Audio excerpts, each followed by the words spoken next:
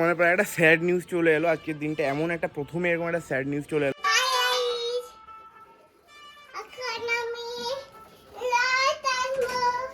কিচ্ছু হয় না, তোমরা জানো তো, খালি পেটে মেরে দিই কি বাত্তি নেই জ্বলতি।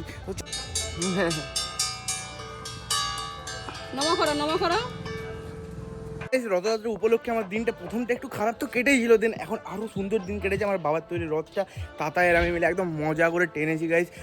তো গাইজ মানে দেখতেই পাচ্ছ এখানে পাঁপড় ভাজা হচ্ছে, আর রথের দিনে পাঁপড় ছাড়া দিনটা পুরো অসম্পূর্ণ হয়ে যায়। মানে এখন মূলত খাওয়া দাওয়া আমার হয়ে গেছে, আর অনেক দোকানে ভিড় ছিল বলে ভিডিও করতে পারিনি, একটু অকওয়ার্ড লাগছিল। প্লাস ব্যাপারটা হচ্ছে এখন একটু খেলা আছে, দেখি আমাকে নিয়ে যায় কিনা, আশা করি এখনো অব্দি আসেনি।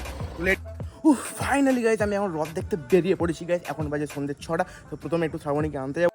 তো গাইজ মানে আজকে রথের দিন, সবাই মজা করে রথ দেখছে, আর আমি এখানে দাঁড়িয়ে আছি একজনের জন্য ওয়েট করছি ভাই। মানে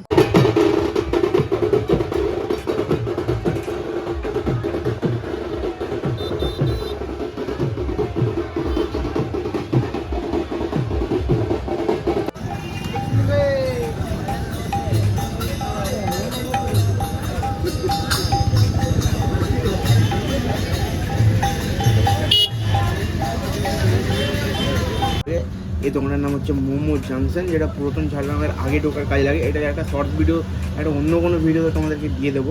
মানে তোমরা দেখতেই পাচ্ছ এখানে মোমো চলে এসেছে। আমরা দুটো মোমো অর্ডার দিয়েছিলাম, আর একটা প্যান ফ্রাই, একটা শুধু ফ্রাই। তো এইটা আমরা এখন দুজন মিলে খাবো। আর ইনি হচ্ছেন আমার একটা পোষা ভালুক টাইপের মানুষ, তো এনাকে আমাকে পুষতে হয় বলে একটু খাওয়াতে। তো গাইস মানে এখন আমাদের মোমো খাওয়া কমপ্লিট হয়ে গেছে। আর হচ্ছে এবার আমরা ওই দিকে কোথায় যাবো আমরা নিজেরাই যাই না, আমরা হচ্ছে যা যাবো আমাদের ঘর থেকে তাড়িয়ে দিয়েছি, এবার আমরা ঘুরে ঘুরে খাচ্ছি। তো চলো যাও।